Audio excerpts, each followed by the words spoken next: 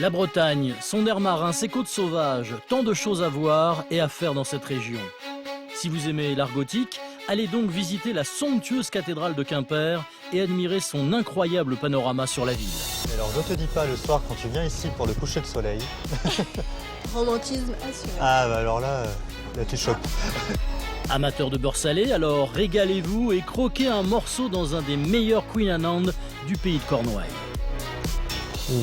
Délicieux, très très bon. N'oubliez pas de faire un crochet par le pays des Abers. Et si vous êtes sportif, grimpez donc au phare de l'île Vierge. C'est inhumain d'avoir songé à faire des bâtiments pareils. Et que serait la Bretagne sans son incontournable fraise de Plougastel, produit du terroir 100% breton aux saveurs inégalables. Moi, je m'en lasserai jamais. La meilleure fraise, c'est celle que tu manges sur le plan. Sans oublier bien sûr Brest et sa magnifique crade, idéale pour les champions de planche à voile. Alors des maths ou bonjour à tous comme on dit ici, et bienvenue dans une des plus belles régions de France, nom d'un petit bignou.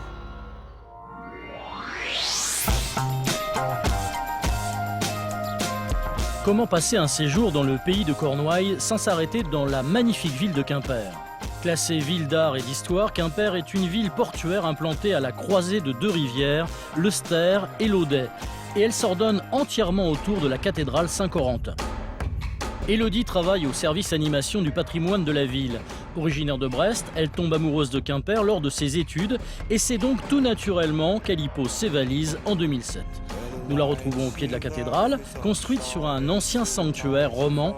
Elle est d'une des 3 plus anciennes cathédrales de style gothique de Bretagne, avec celle de Saint-Paul de Léon et de Tréguier. Sa construction a été échelonnée au fil du temps, dû à des problèmes techniques, financiers et politiques. Et il faudra attendre 600 ans afin qu'elle soit définitivement achevée. Bonjour Élodie. Coucou Olivier. Ça va? Et toi? Ouais. Architecte des bâtiments de France, Olivier Thomas a dirigé une partie des travaux de rénovation de la cathédrale Saint-Corentin. La restauration du site a duré 20 ans. Tu vois toute la voûte de la nef là? Oui. Tout ça en fait c'est une couleur qui a été totalement retrouvée lors de la campagne de restauration des années 90. On avait plusieurs couches de peinture finalement sur cette nef qui avait été faite au fil des siècles et on a en grattant retrouvé la première couche qui avait été faite au XVe siècle et donc on l'a restituée avec finalement des faux joints qui sont en ocre jaune et de la fausse pierre qui est en ocre rouge.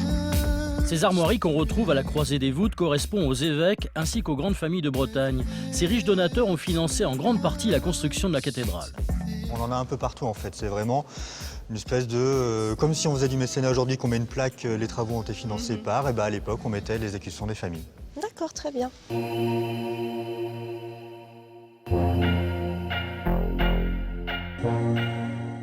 C'est vraiment le monument principal de la ville de Quimper. Je crois que tous les Quimpérois, qu'ils soient croyants ou pas d'ailleurs, ils sont vraiment très attachés. Est-ce que tu avais déjà remarqué, mais je pense que oui, la particularité de cette cathédrale? Le désaxement? Le désaxement, oui. Je ne sais pas si tu as vu, tu as la nef qui est dans un axe, et puis après le chœur qui part un tout petit peu vers la gauche, et on voit finalement qu'ils ont un peu hésité, puisque même la voûte n'est pas très droite. Et ça, c'est vraiment une particularité de la cathédrale de Quimper. D'accord, et tu l'expliques comment? Alors, il y a eu différentes théories. La plus plausible, c'est qu'en fait, il y avait une cathédrale ici à l'époque romane, qui était une cathédrale qui était avant la cathédrale gothique, qui s'arrêtait à peu près au niveau de la croisée ici. Plus loin, en fait, on avait une chapelle qui existe toujours, qui est la chapelle Notre-Dame des Victoires. Et vers 1240, quand on décide de construire un chœur gothique, eh bien, on va finalement relier cette chapelle qui est un tout petit peu désaxée par rapport à la cathédrale romane, et on va relier cette chapelle à la cathédrale romane par le chœur gothique. Ce qui ferait que finalement, on avait un petit désaxement qui s'est fait. Une nef plus qu'originale donc, mais Olivier va maintenant montrer à Élodie une autre partie incroyable de la cathédrale et totalement inaccessible au grand public. On va aller vraiment voir une partie que personne ne voit jamais, c'est la charpente de la cathédrale. Waouh, super! Tu fais attention à ta tête, hein, il n'était pas grand au Moyen-Âge. C'est les combles de la cathédrale, on est au-dessus des voûtes, dans la charpente. J'ai l'impression d'être dans le ventre d'une baleine. Oui, non, et puis tu vois ici en plus, c'est vraiment la charpente d'origine. Elle date du XVe siècle Et ce que j'aime beaucoup ici, je ne sais pas si tu l'as déjà vu, c'est le témoignage qu'on retrouve encore De de l'incendie de 1620. Le bois ici, il est encore complètement brûlé, il est noirci. Et ça, c'est vraiment ce qui reste de l'incendie de 1620. Et tu sais ce qu'il a causé, cet incendie? Alors, en fait, à cet emplacement-là, au-dessus de la toiture, il y avait une flèche. Comme tu vois Notre-Dame de Paris, à la Croisée, il y a une flèche aujourd'hui. Et bien, à Quimper, on avait la même chose, en un peu plus petit évidemment, mais c'était une flèche qui était montée avec une charpente de bois et recouverte de plomb. Et en 1620, il y a la foudre qui s'abat sur le plomb parce qu'il n'y avait pas de paratonnerre à l'époque. Et donc, toute la flèche et la charpente prennent feu et en fait, ça descend jusqu'ici. Depuis 1620, et on touche du bois, aucun autre incendie n'a eu lieu dans cette charpente. Mais par mesure de sécurité, la cathédrale est aujourd'hui, grâce à ses nombreux détecteurs d'incendie, reliée en permanence à la caserne des pompiers de Quimper. Prenons l'air et allons admirer l'époustouflante vue sur la terrasse située entre les deux tours de la cathédrale.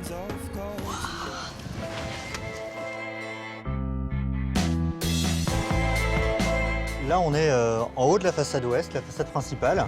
Entre les deux tours, il y a les flèches qui partent au-dessus et on est sur la terrasse intermédiaire, qu'on appelle ici la terrasse Gradelon du fait de la statue du roi sur son cheval. Tu connais l'histoire de Gradelon? En fait, Gradelon, c'était un roi légendaire de Cornouailles. Et c'est lui qui a vécu, en fait, qui était roi du temps de Saint-Corentin. Et Saint-Corentin a accompli plein de miracles. Il a été en plus nommé évêque de Quimper. Et Gradelon, le reconnaissant pour ses nombreux miracles comme un saint, lui propose de construire une cathédrale dans sa ville, dans sa capitale, à Quimper. Et donc c'est pour ça que on retrouve aujourd'hui Gradelon qui est au sommet de sa ville, au sommet de la cathédrale, qui l'a permis à Saint-Corentin de construire. Et puis tu vois, en plus de cette statue qui est quand même assez exceptionnelle, on a la vue la plus belle qu'il puisse y avoir sur Quimper. Là, je suis d'accord. On est à 60 mètres de haut, au-dessus du parvis, et on a toute la vieille ville qui s'étale à nos pieds. Et alors je te dis pas, le soir quand tu viens ici pour le coucher de soleil... Romantisme assuré. Ah bah alors là tu chopes. Et t'as pas une amoureuse? Non, pas pour l'instant. Bon, ok, on a compris, on vous laisse. On voudrait surtout pas gêner. Restons dans le thème médiéval et partons à la découverte de Locronan. Située dans le pays de Cornouailles, cette charmante cité fait le bonheur des touristes et de ses habitants. Hervé y est né, y vit et y exerce son métier, tisserand. Il est même le seul aujourd'hui. À une époque, pourtant, cette activité a fait la richesse de la ville. Entre le XVIe et le XVIIe siècle, les tisserands de Locronan fabriquaient les voiles de bateaux de toute l'Europe. Mais au XVIIIe siècle, le début de l'industrialisation et la fin de la navigation à voile toucha profondément l'économie du village. Après, le fait que Locronan tombe dans une grande pauvreté à partir du XVIIIe et surtout au XIXe, ça a figé l'ensemble. Tout est resté figé, cristallisé, fossilisé par la pauvreté. Et donc, on a eu la chance, et au début du XXe, Charles Danielou s'est rendu compte de ce patrimoine qui nous restait, de ces maisons, de cet ensemble architectural qui était un peu unique, et il a fait classer cet ensemble. Et ce qui a permis à ce qu'aujourd'hui, on retrouve ces maisons telles qu'elles sont. C'est donc grâce à M. Danielou, ancien maire de Locronan, qu'on trouve aujourd'hui de nombreux vestiges de cette époque. Une maison comme celle-ci, vous voyez. Donc c'est une maison beaucoup plus simple, il n'y a qu'un rez-de-chaussée. Or la porte est un peu excentrée par rapport à la façade. Il faut imaginer cette maison couverte de chaume. La chaume a été enlevée et la chaume descendait beaucoup plus bas. C'est bien sûr important de garder des monuments imposants, mais c'est aussi important de garder des traces, des témoignages comme ça, de choses beaucoup plus discrètes, mais qui sont aussi qui ont fait l'histoire. Parce que les toiles à voile étaient tissées par des gens qui habitaient ce genre de maison. Mais ce ne sont pas les seules traces du passé. Après les maisons de tisserands, les lavoirs, eux aussi, ont des histoires à raconter. Ici, nous sommes devant la fontaine et le lavoir Sainte-Eutrope. Alors c'était un lieu de vie, il n'y a pas encore si longtemps que ça. Le lavoir d'ailleurs a été réaménagé dans les années 60. Le lavoir était propice aux échanges et à la convivialité. Mais c'était aussi un lieu de concurrence sociale, voire de féroce rivalité. C'était ici qu'on racontait des histoires, on parlait de l'autre ou de ce qui se passait. Et quelquefois les histoires n'étaient pas toujours positives. Alors, pour se venger, si jamais on savait que telle lavandière avait dit du mal, il suffisait de salir la pierre. Là où elle venait laver, comme c'était son emplacement, elle n'aurait pas été ailleurs, eh ben, elle était bien embêtée, elle était obligée de nettoyer cet emplacement-là pour pouvoir laver son linge à nouveau. Ou bien alors, comme elle venait toujours au même jour, ben, on vidait l'eau du bassin. Donc quand elle arrivait, plus d'eau dans le bassin, elle ne pouvait pas faire sa lessive. Il faut croire que le crépage de chignon existe depuis la nuit des temps. Quittons Hervé et sa cité de caractère pour nous rendre à plusieurs kilomètres de là, à Brest, dans la partie nord du département. Métropole océane, ville portuaire et deuxième région de Bretagne derrière Rennes, Brest, aussi appelée Cité du Ponant, est la commune la plus peuplée du Finistère. Elle est aussi très connue pour sa rade, point de départ de courses autour du monde. Mireille, dans le tourisme depuis plus de 20 ans, nous emmène au port du Moulin Blanc à la rencontre de Fanche, l'ancien président de l'école de planche à voile, les Crocodiles de l'Elorn. Bonjour Fanche, comment ça va? Bonjour Mireille, ça va? Oui, Mireille. Pur brestois et fier de l'être, Fanche est intarissable quand on évoque la rade, le paradis des amateurs et des professionnels de la voile. Et en quoi est-ce que cette rade est un lieu idéal pour la pratique de la voile? D'abord, c'est un endroit très sécurisé, puisqu'en fait, on a un endroit d'eau complètement fermé tout autour. Il y a toujours du vent de différentes directions. Tout autour, c'est un peu escarpé. Donc en fait, les directions de vent, c'est souvent assez changeant. Du coup, on a beaucoup de voileux à Brest. On a, le samedi, il y a plus de 1000 voiles sur la rade. 1000 voiles, oui, c'est énorme. C'est énorme. C'est énorme. Et c'est d'ailleurs dans cette rade que se sont entraînés des anciens élèves de Fanche, dont 2 champions olympiques de planche à voile. Faustine Méret, qui remporta les Jeux en 2004 à Athènes, ainsi que Franck David en 1992 à Barcelone. On a eu 2 champions olympiques, on a eu une quinzaine de champions du monde et plus de 50 champions de France. Donc en une quarantaine d'années. Ce qui nous place parmi un des clubs les plus titrés, sûrement le club le plus titré de Brest. Pour Fanche, c'est évident, les meilleurs coureurs s'entraînent ici, sur la rade de Brest. Bon, il y a sûrement d'autres endroits au monde où il y a aussi des bons marins, en Angleterre, en Australie, enfin un peu partout dans le monde. Mais c'est vrai que nous, je pense qu'on a un petit cran au-dessus. Ouais. Et pour nous le prouver, voici Damien, un de ces poulains, jeune étudiant à l'avenir très prometteur. Damien, bonjour. Salut Fanche. Je te présente Mireille. Bonjour. Je suis office du tourisme à Brest et qui voulait un peu parler avec toi. D'accord. On va aller le voir sur l'eau là en train de s'échauffer. Pas de Voilà. soucis. Donc, Bon, c'est parti. on va y aller. Je pense qu'il faut une sacrée force dans les bras quand même Ah ouais, mais pour tenir la planche. attends, il y a des muscles, hein. Là, il y a des muscles. Damien n'est pas seulement un jeune compétiteur musclé, c'est aussi un brillant sportif. Damien, c'est un pur produit des Crocodiles de l'Elorn. Hein. Il a commencé à l'école de voile aux Crocodiles de l'Elorn. Et là, aujourd'hui, il est dans les meilleurs Français. Son objectif, c'est de faire un podium au championnat de France. Je suis très fier de ce garçon. Et donc, aujourd'hui, il a 27 ans, il travaille, il est bon en planche. Et bien, que demander de mieux, quoi. Allez, c'est parti. Ah, allez, il prend la vitesse. Et quand Damien prend de la vitesse, plus rien ne l'arrête.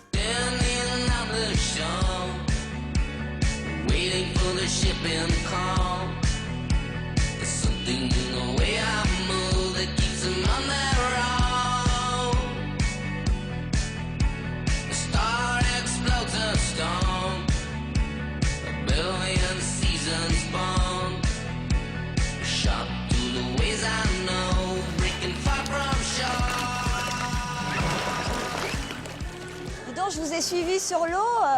C'est impressionnant la vitesse à laquelle vous êtes allé. Ouais, ça va assez vite. Ah ouais, c'est vraiment impressionnant, ouais. Là, c'est monté jusqu'à combien, là? En vitesse? En vitesse? Ouais. Là, on est à 28-30 nœuds, quoi. Ah oui, Et à quand peu même. près, 55 km/h. Bravo, en tout cas. Ouais, merci.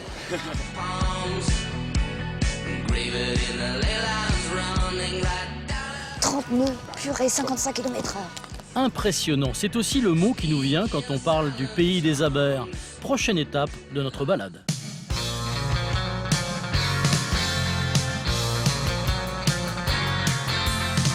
Située dans le pays des abers, Plouguerneau est une ville caractérisée par la grande diversité de ses paysages, par ses 45 km de côte, ses couleurs flamboyantes et son harmonie entre la terre et la mer. Elle est aussi la capitale des goémoniers, pêcheurs spécialisés dans la récolte des algues marines, plus précisément du goémon. Directrice de l'écomusée de Plouguerneau, qui a pour vocation de promouvoir le patrimoine naturel et historique lié aux goémoniers, Stéphanie Lallet est une grande amoureuse de son pays d'adoption. En Bretagne, juste après la guerre, en 1945, on comptait 3000 goémoniers, dont 500 originaires de Plouguerneau. Aujourd'hui, ils sont à peine une cinquantaine. C'est sur la presqu'île de Penenez, non loin du port de Corrijou, que Stéphanie rejoint Yves Bramoulet en pleine cueillette.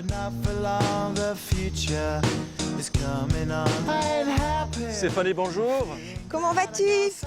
Fort bien. Né à Plouguerneau, Yves Bramoulet est fils et petit-fils de goémoniers. Cet endroit précis, eh bien, on coupait ce goémon là que j'ai à la main avec une petite faucille. Et à la fin du mois de mai, parce que ce goémon était récolté en général en mai, c'était là qu'il s'était développé le mieux. Et donc on le vendait effectivement aux grands cultivateurs, aux grands paysans du côté de la région de Saint-Paul-de-Léon. Une fois ramassé en mer, séché et brûlé, le goémon est transformé en une sorte de pâte, la soude de varech. Transportée à l'usine, cette soude fournit l'iode nécessaire à la fabrication de produits tels que les cosmétiques ou bien encore de l'engrais. Donc c'était une manne importante pour les gens du coin, si je puis dire, les goémoniers, parce que c'était de l'argent frais qui rentrait à la fin du mois de mai chaque année. Et attention, on ne coupe pas n'importe quelle algue. Le goémon noir est ramassé à pied lors des marées basses, tandis que le laminaire est récolté en pleine mer à l'aide d'un bateau, appelé lui aussi un goémonier. Une fois cette partie terminée, on étalait les algues sur les dunes dans le but de les faire sécher. On l'étalait effectivement bien sûr lorsqu'il y avait le soleil allait se montrer, mais on le ramassait tous les soirs parce que ce goémon, ces algues effectivement sont assez fragiles, elles n'aiment pas la pluie ni même les rosées. Sinon elles s'approvisionnaient en iode. Et ce sont des familles entières qui à l'époque venaient sur l'archipel tenter de survivre grâce à cette activité, et ce dans des conditions parfois extrêmes. Algues brunes rouges, dessous la vague bouge, les goémons. Mes amours leur ressemblent. Le travail était dur, les revenus parfois très faibles et les risques de noyade en mer importants. Toute la famille participait, femmes, enfants. Ils s'aidaient également de civières ou de brancards, par conséquent, pour mettre le goémon en tas. Tous les gens se connaissaient, les gens étaient des familiers, donc bien entendu la dune était également, les sécheries étaient également un endroit de communion entre les uns et les autres, de discussion, parfois même de fâcherie peut-être, c'est pas impossible. Encore visibles dans de nombreux endroits, les fours à goémon, fossés creusés dans le sol, servaient à brûler le goémon sec. Alors ce four, c'est une tranchée, une simple tranchée creusée dans la dune. Donc dans ces fours, effectivement, vous le voyez qu'il est bordé de pierres. Donc une fois que le goémon était brûlé dans ces fours, eh bien il s'était transformé, la fusion avait fait une sorte de grosse pâte qu'on laissait refroidir jusqu'au lendemain matin. Et le lendemain matin, c'était la livraison à l'usine. La fermeture du dernier four à goémon a eu lieu dans les années 50. Aujourd'hui, le ramassage du goémon mécanique est automatisé et réglementé et ne fait plus vivre que quelques hommes. Retour à Locronan, où la vaste église Saint-Ronan, située en plein cœur de la Grande Place, est l'un des plus beaux spécimens de l'art du XVe siècle. Elle y abrite le tombeau de Saint-Ronan, un moine irlandais qui a christianisé la région. Hervé retrouve son ami René, cet éleveur à la retraite et passionné comme lui de l'histoire de ce saint mythique de l'ancienne armorique. Vous expliquez un peu la vie de Saint-Ronan? Ouais, et après, toi, tu nous montreras la tour, c'est ça? Ah oui, c'est ça, oui. Alors, oui, là, on est en fait devant le gisant de Saint-Ronan. Alors, ce qui est amusant, c'est qu'il enfonce sa crosse dans le lion, qui symbolise le mal.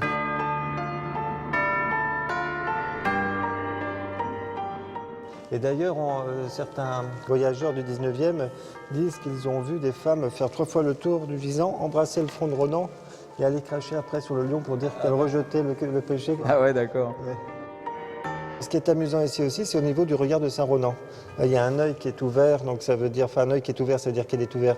Dieu nous surveille. Voilà, il nous surveille. Et un œil qui est fermé, qui n'a plus de pupille, ça veut dire qu'il est mort pour nous ici sur Terre. D'accord. Voilà.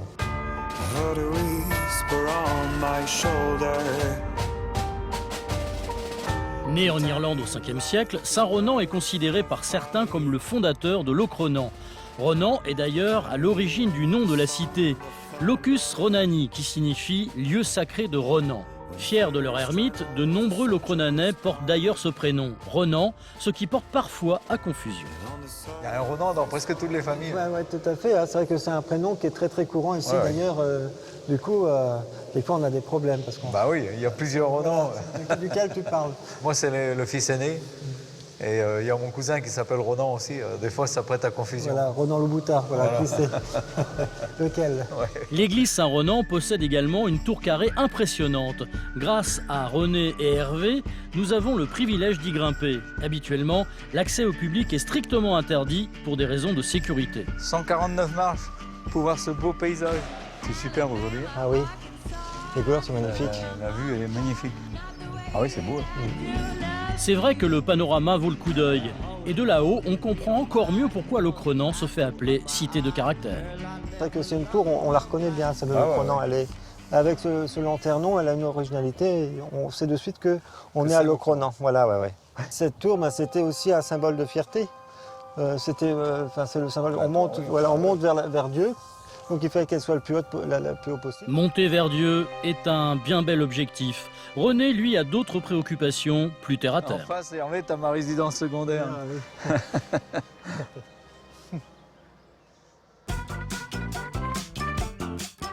C'est bien la tour, mais on peut pas rester ici tout le temps. Non, on va redescendre. On va redescendre, d'accord. Je te suis, René. Mais en tout cas, merci beaucoup parce que c'est vraiment magnifique et ça valait le coup.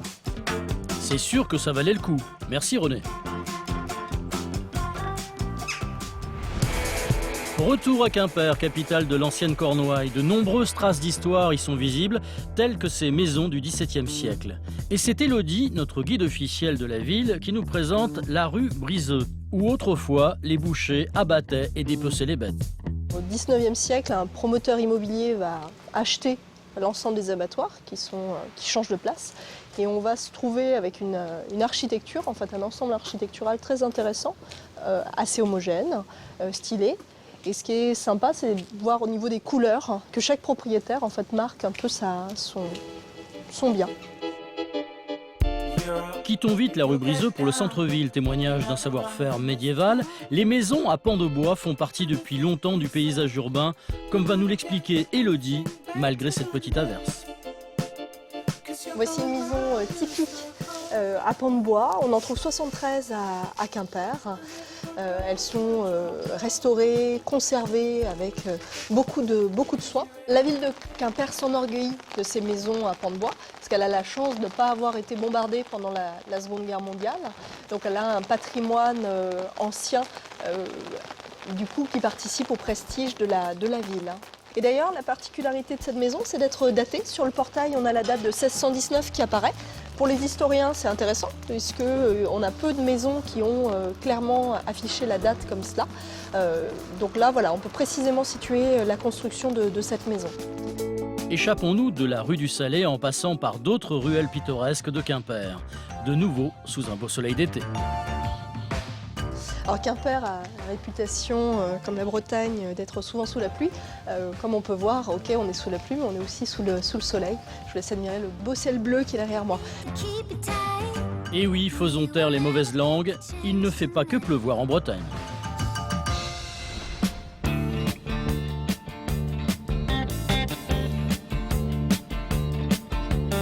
Le pays des abers compte 3 abers, l'Aber-Île-Dut, l'Aber-Benoît et l'Aber-Vrac. Ce dernier, l'Aber-Vrac, est le plus long des 3. Ce fleuve côtier sillonne la campagne sur plus de 12 km. Il jouit d'une notoriété inégalée pour ses plans d'eau aux couleurs dignes des plus belles cartes postales. C'est dans ce cadre de rêve que Stéphanie embarque à bord du bateau de Johan Prigent. Salut Johan. Bonjour Stéphanie, ça va? Bah ouais, et toi? Bon, on est parti pour une balade? Ouais.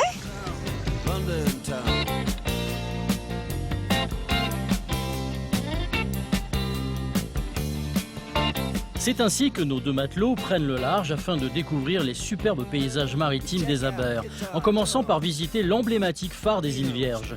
D'une hauteur de 82,50 m, c'est le plus haut phare d'Europe.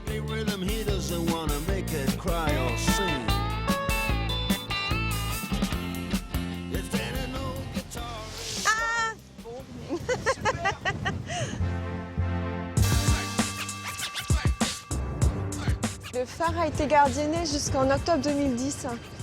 Et depuis cette date-là, il n'y a plus de gardien. Et en décembre de la même année, il a été classé monument historique. Construit entre 1842 et 1902, il balaie tout le nord du Finistère à 52 km à la ronde. Devenu totalement automatisé depuis le 29 octobre 2010, on y dénombre pas moins de 397 marches pour accéder au sommet.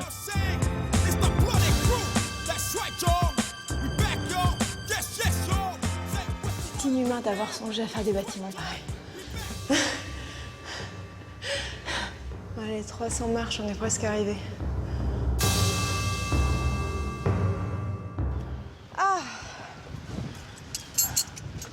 Ah ouais, là, il y a un super point de vue, là. C'est magnifique. Bah là, avec le soleil qui fait, quand c'est dégagé comme ça, on voit super loin. C'est un panorama grandiose qu'admirent Johan et Stéphanie. Une vue à couper le souffle sur les abers et ses décors sauvages. Et attention au danger, mieux vaut savoir naviguer et éviter les nombreux récifs camouflés par les flots. Sur notre côte qui est très découpée, qu'on peut apercevoir là actuellement avec toutes les roches, les phares sont indispensables. C'est vrai que c'est important de les avoir. On n'est jamais à l'abri d'une panne de GPS ou ça, et on est bien content d'avoir un phare. C'est l'emblème de Plougarneau, quoi. Bon, c'est un phare de premier ordre, c'est le premier phare que l'on voit quand on quitte l'Angleterre, par exemple. C'est le premier phare quand on voit la lumière.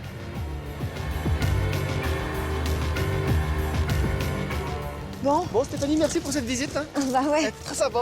Tu me ramènes à terre? Pas de problème.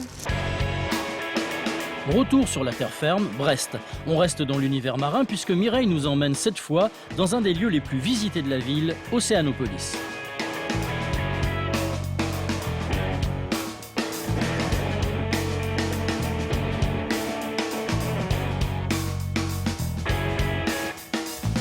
Dans cet incroyable parc marin qui accueille chaque année environ 400 000 visiteurs, on peut observer plus de 1000 espèces venues des 4 coins du monde, telles que des poissons bien sûr, mais aussi des méduses, des phoques, des otaries, des requins et bien d'autres espèces encore.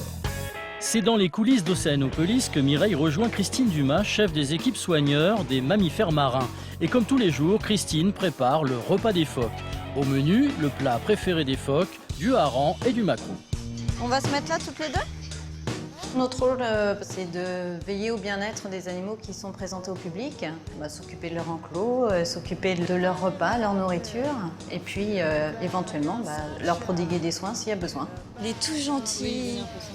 Je risque pas de me faire mordre. Ben non, il prend tout doucement.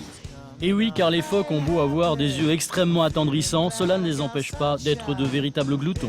On tourne aux environs d'une trentaine de kilos de poissons par jour pour tout le monde. Mireille, quant à elle, n'a jamais approché un phoque d'aussi près et comme la majorité des amoureux des animaux, elle ne résiste pas à l'idée de le caresser. Ok, va à l'eau. C'est un moment riche pour moi, plein d'émotions. Ça me permet aussi de voir un phoque gris que je n'avais jamais vu de près. Et ces phoques gris ne sont pas originaires du Grand Nord, ils sont eux aussi bretons. On en trouve, par exemple, à proximité sur l'archipel de Molène ou dans la baie de Morlaix, non loin de Brest. Effectivement, ça surprend d'avoir des phoques, mais même d'autres mammifères marins. Hein. On a des baleines en Bretagne, on a des dauphins. On a une richesse, en tout cas, qui est vraiment qui est importante et qui est bien présente en Bretagne. Et donc du coup, ça fait partie effectivement du patrimoine breton. Alors au revoir Fit, à bientôt peut-être. À une prochaine à Océanopolis. Je serais bien restée plus longtemps.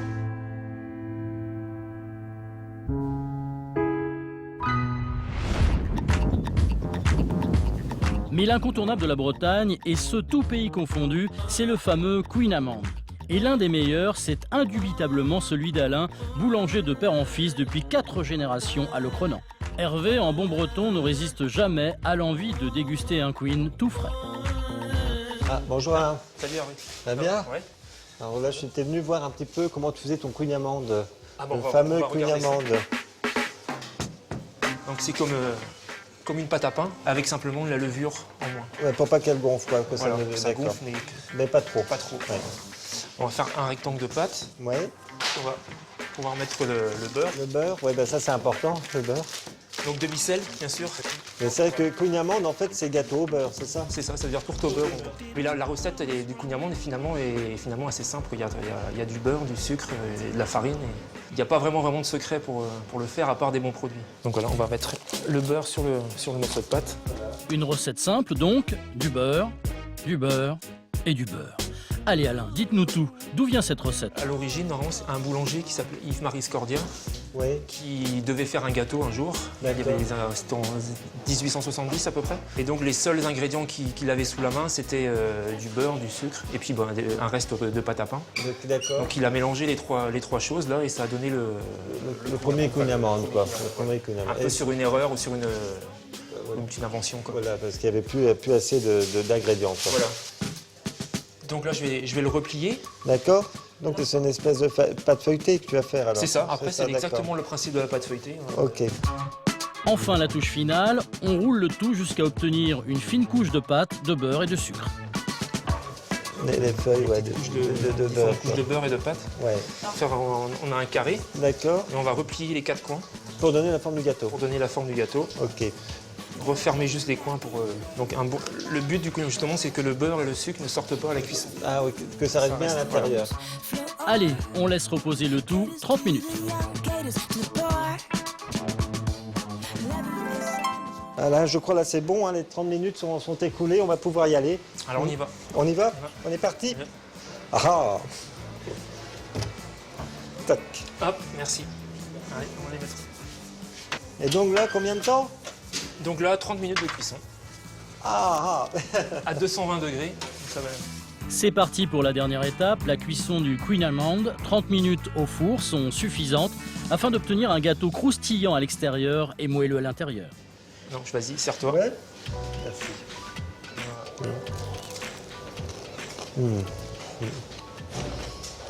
Toujours aussi bon. Pour bien commencer une journée. Voilà, délicieux. Très, très, très bon. Égal à lui-même. Merci. On en mangerait bien, nous aussi. Et c'est donc le ventre plein que nous retrouvons Élodie à Quimper. Elle part à la rencontre d'Éric, secrétaire général de la célèbre faïencerie Henriot. Créée en 1690, la faïencerie Henriot est une référence dans le monde de la céramique. Service de table, bijoux, objets d'art, chaque pièce est entièrement réalisée et décorée à la main. Mais la faïencerie est aussi et surtout célèbre grâce à un objet en particulier que presque tout le monde a dans son placard.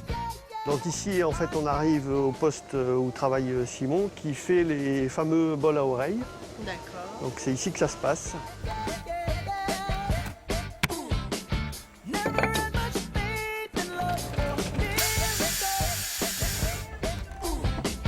Le bol Henriot, c'est un peu l'ADN des Bretons. Le réputé bol Henriot, entièrement conçu et peint à la main, a connu son véritable essor lors des premiers congés payés en 1936, lorsque les touristes l'achetaient en guise de souvenir de vacances.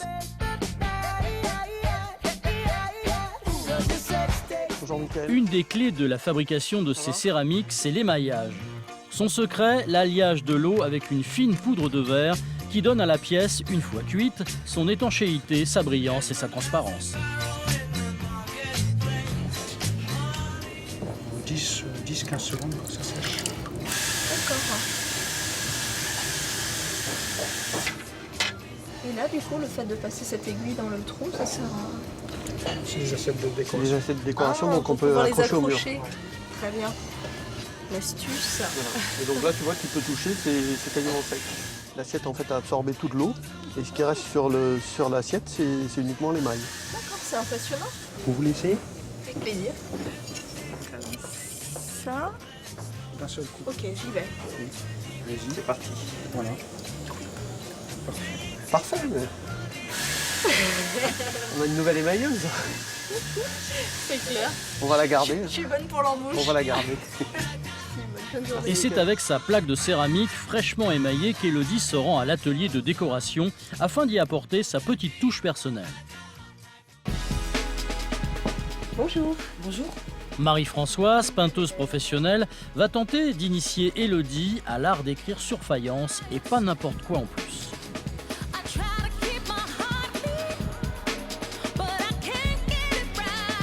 Et voilà. presque beau.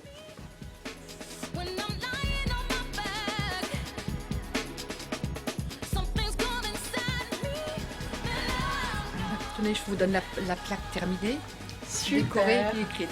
Eh bien, merci beaucoup. Ravi.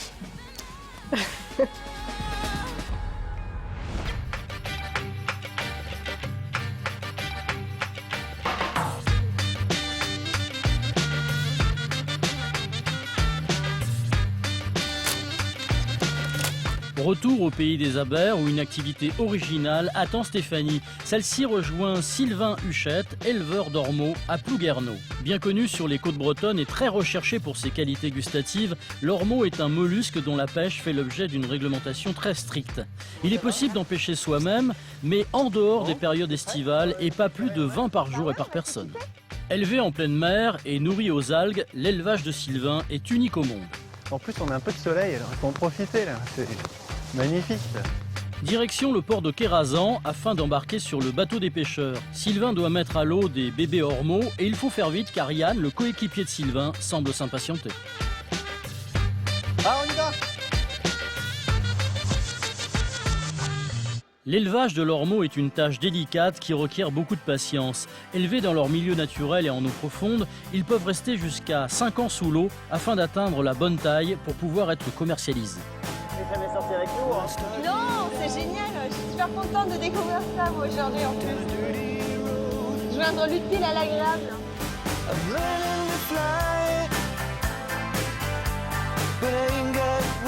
Dans un premier temps et sous l'œil intrigué de Stéphanie, Sylvain et Yann vont déposer à environ une dizaine de mètres de profondeur les petits ormeaux dans des cages en plastique spécialement conçues à cet effet. On va se placer à l'endroit où on veut ranger ces cages qui sont à bord. Il y a les ormeaux, les petits ormeaux là, et puis les algues pour les nourrir. Quand tu les mets, ils font quelle taille? Ici en mer, on va démarrer autour de 10-15 mm. Et après, ceux qu'on va remonter tout à l'heure, ils font quelle taille? Ben, ils vont être commercialisables, donc ils vont être dans les 7 cm. Voilà un ormeau de un peu moins de 2 cm.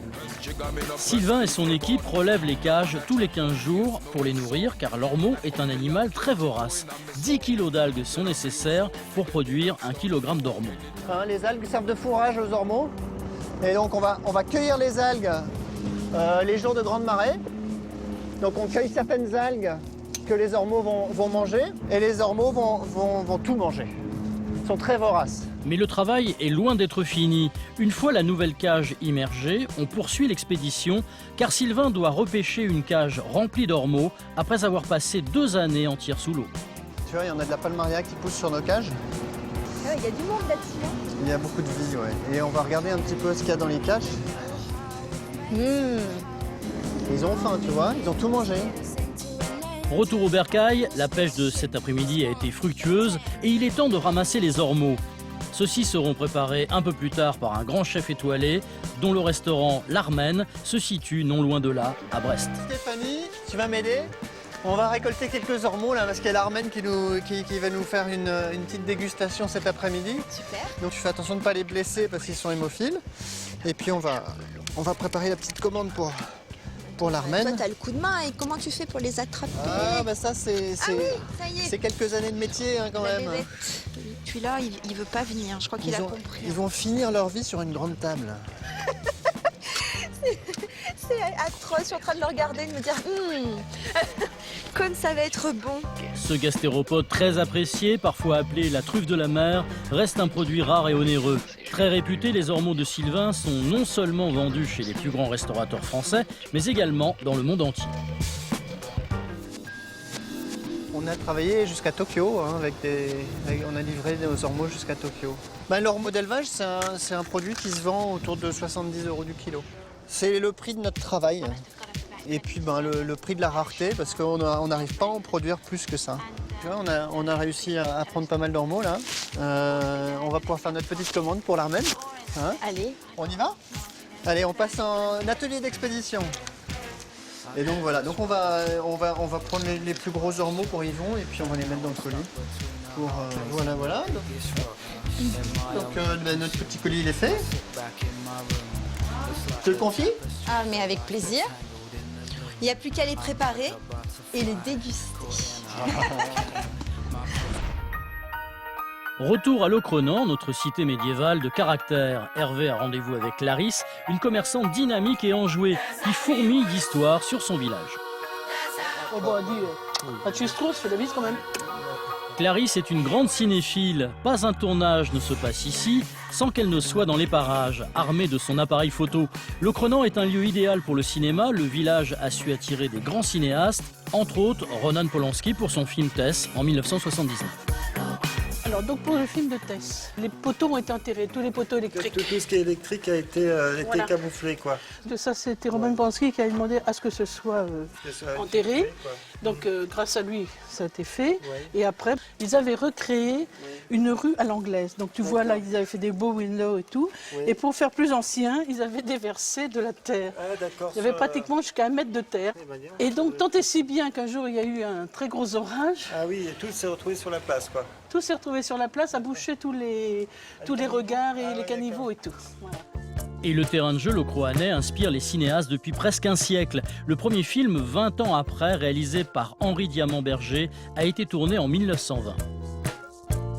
Ils se sont servis de l'église comme un château, en fait, avec cette tour qui peut faire penser à un donjon. Ah oui, d'accord, je n'étais pas au courant. Bah, surtout que c'était le premier film qui a été tourné à Locronan. Voilà, oui, c'était le premier film et en costume.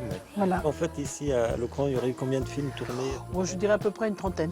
Une trentaine de films. Après, il y en a eu d'autres. Il y a eu un long dimanche de fiançailles avec le jardin du recteur qui avait été transporté. c'était juste derrière, Ben là. oui, ça, on pourrait aussi aller le voir si tu veux. Je ne sais pas si on peut rentrer par là. En 2004, Jean-Pierre Jeunet, pour son film Un long dimanche de fiançailles, avec Audrey Tautou, y a tourné sa dernière scène.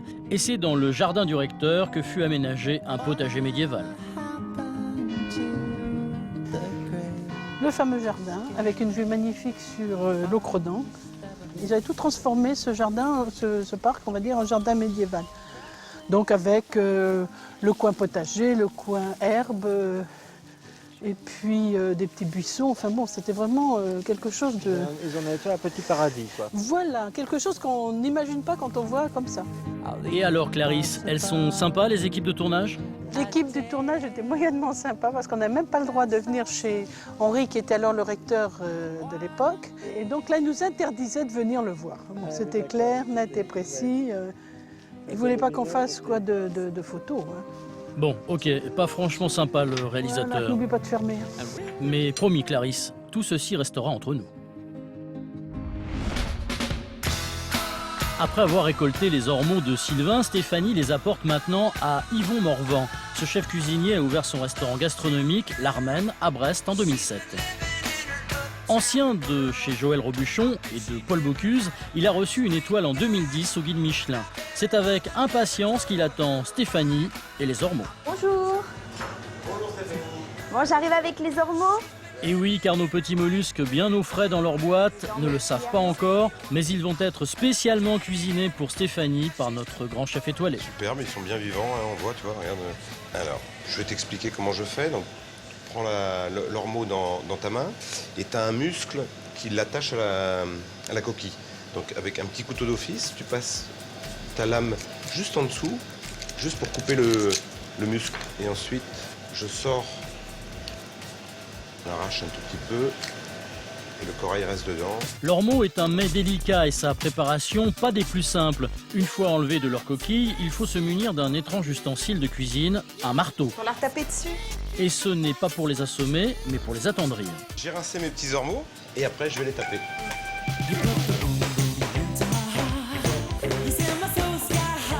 Pas plus, juste un petit peu, tu vois, exploser un petit peu la chair. Et puis qu'il soit super moelleux. Bon, parfait, ils sont prêts à partir en cuisson. Et maintenant, je vais préparer la petite garniture et c'est là que tu vas pouvoir m'aider. Si tu veux bien m'éplucher les 2 pommes de terre, ça va aller? Ça va le faire. Bon, super. Et moi, pendant ce temps-là, je vais préparer les poireaux. Allez Stéphanie, il suffit juste d'attraper le coup de main. Et pendant ce temps-là, Yvon s'attaque à la garniture et émince les poireaux. Et là, je vais te confier une nouvelle petite tâche. Tu vas me faire des billes avec. Hop, tu appuies assez fort et tu tournes pour en sortir une bille de pomme de terre. Ok? Alors, je continue donc les poireaux avec un peu de beurre. Alors j'ai une petite particularité quand même. Je travaille dans ma cuisine avec du beurre doux. Une particularité bien originale pour un breton pur souche. Mais rassurons les puristes, notre chef rajoutera lui-même la quantité de sel nécessaire lors de la cuisson des poireaux. Un petit peu de sel fin. Et des très jolies billes de pommes de terre. Je vais les poêler. Ah, mais ça reste simple ce qu'on a fait. Oui. Tu pourras le refaire chez toi. Oui. Bon. Hop, donc je récupère nos petits animaux et on va passer à la cuisson. Du beurre. On est quand même dans la cuisine d'un chef breton. Hein. Oui. Que tout est cuit au beurre quand même. Hein. Ouais, tout est cuit au beurre là. Tu entends le beurre, il chante. Enfin, le moment tant attendu pour Stéphanie. Sachez que la cuisson des ormeaux est très rapide. Je vais dire 1 minute 30 de chaque côté. Yvon et son sous-chef s'attaquent à la phase finale, la préparation des brochettes de lard et de pommes de terre, la disposition des poireaux dans l'emporte-pièce, sans oublier nos ormeaux bien sûr. Et voilà. Ça donne envie, non? Ça tombe bien, c'est enfin le moment de déguster. On goûte? Avec plaisir. C'est moelleux, c'est bon. Oh, dis donc, t'as l'air parti là. C'est bon, hein? C'est un produit original de nos côtes qu'on trouve plus particulièrement sur la côte nord Bretagne. Je suis d'ici, j'ai grandi dans cette région. De pouvoir travailler des produits de la région, c'est un bonheur. Je te remercie. C'est délicieux. Merci. Chin chin. Diamad.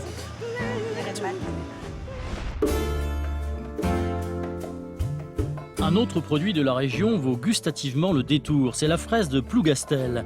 Ramenée du Chili en 1714 par Amédée François Fraisier, la fraise a d'abord été plantée dans les jardins botaniques de Brest avant d'être réimplantée sur la commune de Plougastel. Mireille, plougastelloise de naissance, connaît très bien ce fruit, célèbre dans la France entière. Aujourd'hui, elle rend visite à Régis Pichon, un fraisiculteur sur son exploitation familiale.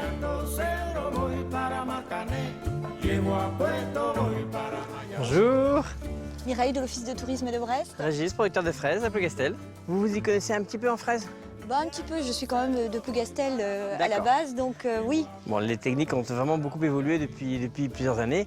Là, je suis en train d'ouvrir le tunnel pour donner de l'air, pour éviter qu'il fasse trop chaud et que les plantes tombent. Alors maintenant, on a depuis plusieurs années mis ce qu'on appelle des tunnels en plastique par-dessus pour trois raisons. Pour hâter la production, pour protéger le fruit, parce que des fois il pleut en Bretagne, des fois. Des fois, pas souvent. Et également pour que nous puissions les ramasser et à l'abri. Voilà. Tu veux que je te fasse le tour du propriétaire? J'ai plein de variétés à te montrer. Ah bah moi je veux bien, ah bah, allez, viens, pas de soucis. On va faire un tour. Et l'exploitation des pichons est impressionnante. On y trouve de nombreuses variétés, toutes plus alléchantes les unes que les autres. Là, je vais te montrer la sirène. Alors la sirène, c'est une variété qui donne de mi-mai jusqu'à mi-juin. Donc elle est un petit peu la même forme que la gariguette. Et elle n'a pas ce côté acidulé qu'a la gariguette, hein, tu peux manger. Hein. Ouais. Très bien. Ouais.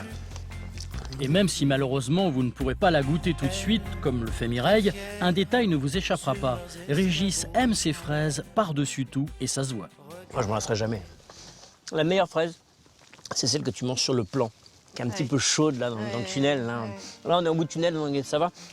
Mais quand tu montes, là, elles sont un petit peu chaudes, tu les sens dans la bouche, en vrai c'est délicieux. Et qui d'autre que lui pourrait en parler avec autant de tendresse? On ne pourrait pas faire pousser les fraises de Plougastel ailleurs, pour la simple raison que le nom fraise de Plougastel tire parti du terroir. Par contre, des variétés comme la gariguette, comme la sirène, comme l'anabelle, poussent ailleurs qu'à Plougastel. Et chez les Pichons, on travaille en famille. C'est sa femme Jocelyne qui lui a d'ailleurs transmis sa passion pour les fraises. Les enfants, eux aussi, mettent la main à la pâte. Bonjour. Je vous amène du monde. Mireille qui est venue nous dire un petit bonjour. Passionnée par leur métier, la famille Pichon se dévoue corps et âme à son exploitation. Moi, je suis fier de mon pays, je suis fier d'habiter Plougastel et surtout de travailler un produit noble, un produit où on met tout notre amour de producteur dedans, où on n'a qu'une envie, c'est que les journées ne s'arrêtent pas, parce que même si on est fatigué en fin de journée, on a toujours envie d'aller plus loin, de faire plus. Et on fait 35 heures, effectivement, mais en 2 jours. Ils sont tous les jours à 5 heures debout pour faire 60 km de route, aller vendre sur les marchés. Ils rentrent à 14 h et ils repartent directement au boulot. Et après, c'est des fois jusqu'à minuit à travailler le soir. Donc, c'est physique. Ouais. Et c'est beaucoup de travail, donc... Beaucoup de travail donc, et pas sûr que ces chers bambins reprennent un jour l'affaire familiale. Surtout le petit dernier. Non, ça m'intéresse pas trop. J'aimerais bien être médecin généraliste. Médecin généraliste, pourquoi pas? Mais en attendant, il y a pas mal de fraises à ramasser. Bon Mireille, vous pouvez venir nous donner un petit coup de main si vous voulez. Et attention Mireille, pour cueillir les fraises, il n'y a qu'une seule et bonne vieille méthode. Alors, pour cueillir une fraise, toujours faire attention, il faut la prendre par la queue. C'est-à-dire qu'il ne faut jamais la prendre par le fruit.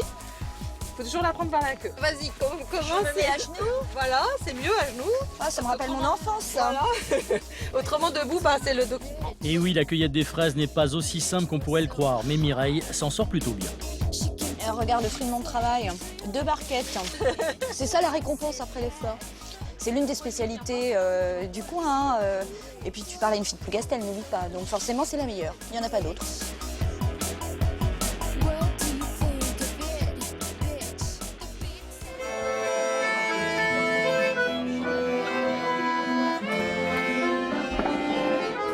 Notre balade touche à sa fin. Impossible de quitter la Bretagne sans faire un crochet par le bar de Josse à Locronan. Ici, tous les jeudis soirs, et pour le plus grand bonheur des Locroanais et des touristes, on organise des concerts de musique celtique.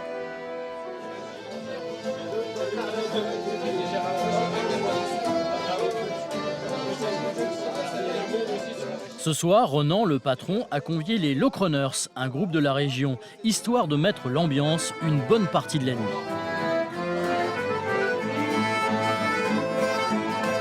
Comme Hervé, il suffit donc de s'asseoir en dégustant un bon breuvage et d'apprécier l'ambiance. Ce qui me plaît ici, c'est la convivialité. En fait, c'est le bar du coin, quoi. Les gens se retrouvent. En journée, il y a les gens qui viennent boire leur petit café. Et puis le soir, des ambiances comme ça, un peu plus musicales, quoi. C'est vraiment le bar du coin, le bar vivant, quoi. C'est le lieu de vie du village.